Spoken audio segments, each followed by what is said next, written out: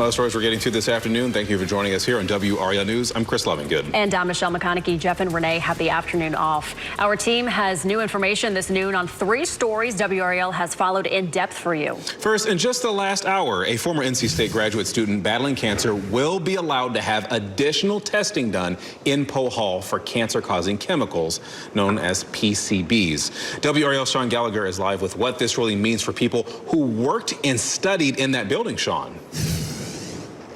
Yeah, Chris, this building right here behind me, Poe Hall, has had these signs up since November and the doors locked, not letting anyone inside. But this news today is a big deal because NC State recently finished up its most recent testings into PCBs. But some experts we've talked to have told us more in-depth testing is necessary to fully understand the scope of what's going on inside of this building.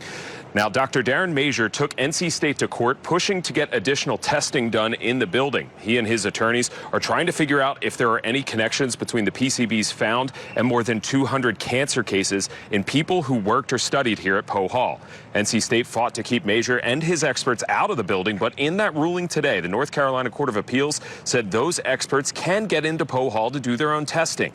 We spoke to Masier about his feelings on the decision in the last 30 minutes. It's certainly a step in the right direction. It's going to allow for what the attorneys call discovery, for us to go in there. When I say us, I'm talking about the experts, the professionals, to go in and do extensive testing, not just a little bit of testing. And I know that that's going to include the caulking, better air samples. And we did reach out to NC State about this ruling. They said they are aware of the decision and are reviewing it. On NC State campus, Sean Gallagher, WRAL News.